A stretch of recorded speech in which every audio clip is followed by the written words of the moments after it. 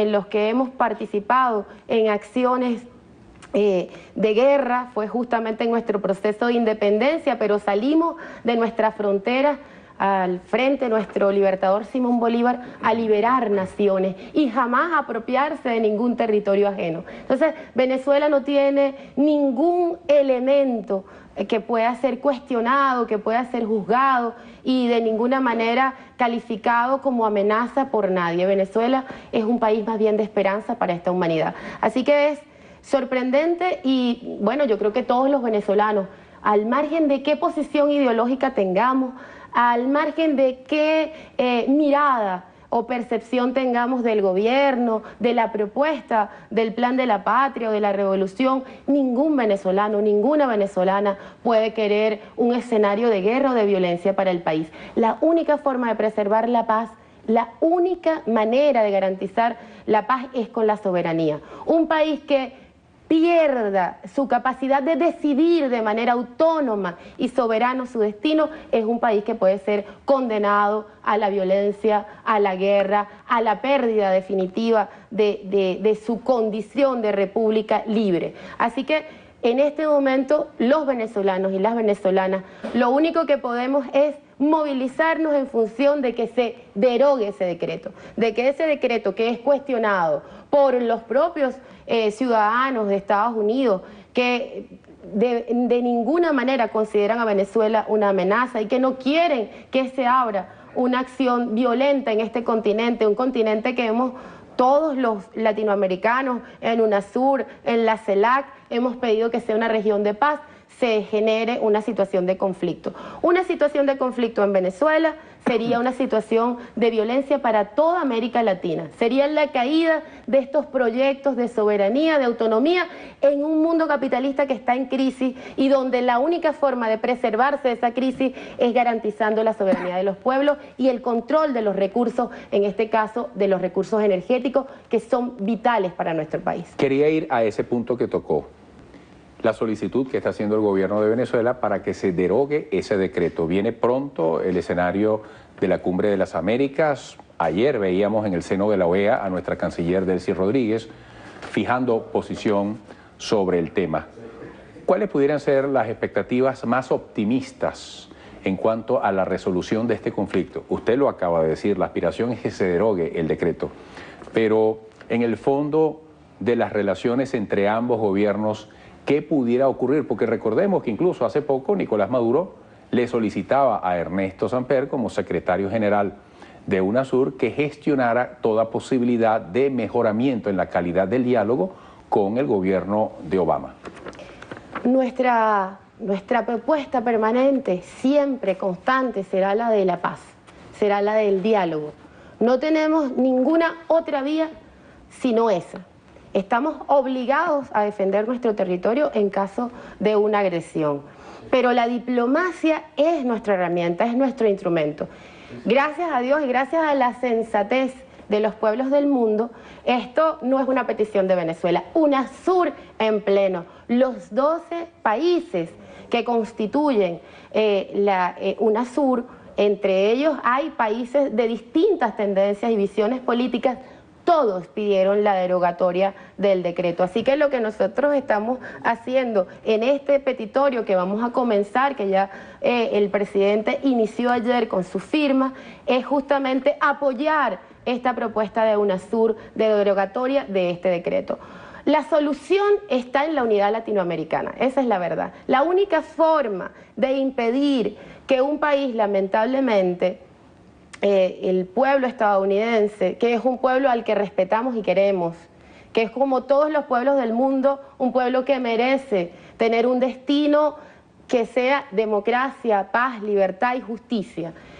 Lamentablemente en Estados Unidos mandan corporaciones, hay una especie de plutocracia que tiene como estrategia la guerra. Por eso han generado focos de violencia en todo el planeta. En África, en Asia, en Europa, con Ucrania, y pretende generar esos focos de violencia en América Latina. Ante la incapacidad, porque en este momento hay un conflicto que es intercapitalista, el modelo económico de Estados Unidos, el imperio norteamericano, no tiene la capacidad de competir contra las economías emergentes, los BRIC, entre otros. Entonces, ante esa situación, parece que su única salida es la estrategia bélica. Son grandes productores de armas, grandes vendedores de armas, pero además desestabilizar esas economías le permite a ellos lograr un nivel de estabilidad para ellos. Lo que hicieron fue un error, porque aunque esta estrategia de los Estados Unidos para su estrategia de guerra es apropiarse, ocupar las reservas petroleras más grandes del planeta, que son las nuestras, esa estrategia lo que está generando es una unidad indisoluble de América Latina y además una alerta en los países del mundo. Poseer las reservas nuestras es estimular esa vocación bélica de la plutocracia norteamericana. No se mueven ni los aviones, ni los tanques, ni los barcos, ni los misiles sin energía. Y ellos han agotado sus reservas. El fracking le da más o menos para el 2018, pero es inviable poder sostener su agenda de guerra si no tiene fuentes energéticas seguras, baratas y cercanas. Esa es la estrategia: debilitar Venezuela, crear un conflicto en América Latina y apropiarse de los recursos naturales nuestros. Es una vía que ya no tiene posibilidad de ser en este mundo, porque este mundo ha cambiado. Los Estados Unidos, la única salida que tienen es la de que sus pueblos se vuelvan gobierno, que gane el pueblo norteamericano más democracia, más libertad, para poder vivir en armonía con toda América Latina y con los pueblos del mundo. Diputada, dada su condición como presidenta de la Comisión del Poder Popular y Medios de Comunicación Social, pero sobre todo como coordinadora nacional del Gran Polo Patriótico Simón Bolívar, sobre esta última competencia, ¿cómo avanza este planteamiento de consolidación, de estructuración del Gran Polo Patriótico y el apoyo al gobierno? Bueno, tenemos una unidad extraordinaria, como nunca. Desde el lanzamiento del Gran Polo en el 2011, por parte de nuestro comandante Hugo Chávez, él dijo: los que quieran patria, vengan conmigo, y allí se agruparon movimientos sociales, sectores sociales, partidos políticos, intelectuales, el movimiento de trabajadores.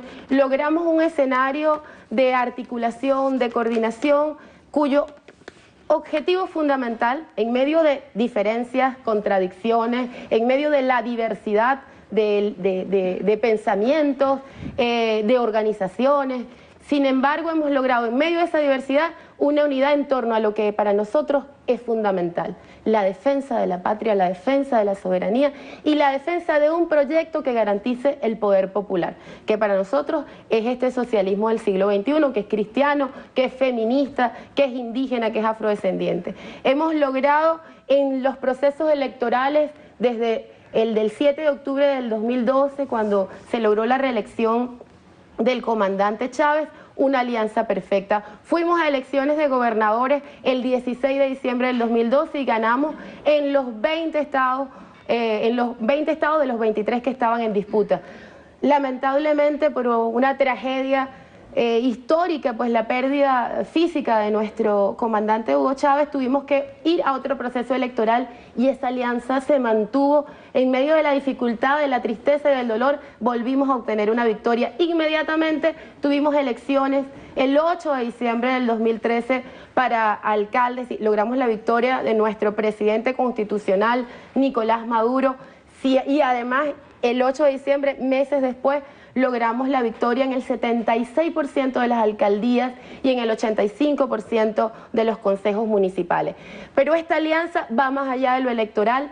Hemos logrado, por ejemplo, en esta coyuntura histórica tan difícil como la amenaza de la plutocracia norteamericana en contra del pueblo venezolano, de un imperialismo que no acepta los cambios que se han dado en la humanidad, hemos logrado una unidad pero férrea, sólida, de compromiso con la revolución bolivariana y de apoyo al presidente Nicolás Maduro. Y en este momento, acompañando lo que fue el pronunciamiento de UNASUR, la derogatoria del decreto, entonces convocamos no solamente a los venezolanos y a las venezolanas que comulgan con nuestras ideas, sino a todos los que queremos paz, a todos los que queremos soberanía y que sabemos que nosotros podemos dirimir nuestras diferencias sin que intervenga un extraño cuyos intereses no están en este país, sino saquear este país. Así que esta unidad del Gran Polo Patriótico, los movimientos sociales, afrodescendientes, mujeres, indígenas, sexodiversidad, ambientalistas, trabajadores, campesinos, un pueblo completo, los de la ciencia y tecnología, los empresarios patriotas, hemos logrado armar una propuesta basada en el respeto, en la aceptación de las diferencias, pero en la sólida convicción de que para poder lograr nuestros objetivos lo tenemos que hacer en una patria democrática, libre y soberana. Usted ha identificado como una férrea unidad la comprensión, la constitución del gran polo patriótico Simón Bolívar. ¿Cabe allí la disidencia, la discusión interna, incluso un aporte de crítica hacia el gobierno? Es permanente. Si algo tienen tanto los movimientos como los partidos es una posición crítica y autocrítica. La diversidad, le decía, es el elemento fundamental de nuestra unidad. Aceptamos, no es que las toleramos, aceptamos nuestras diferencias y con nuestras diferencias buscamos los puntos que tenemos en común mientras sigan el debate en otras cosas, pero los puntos medulares nos garantizan la unidad y el seguir caminando juntos y juntas. Gracias por esta visita, hasta pronto. Gracias a ustedes, muy amable. Ha sido la diputada Blanca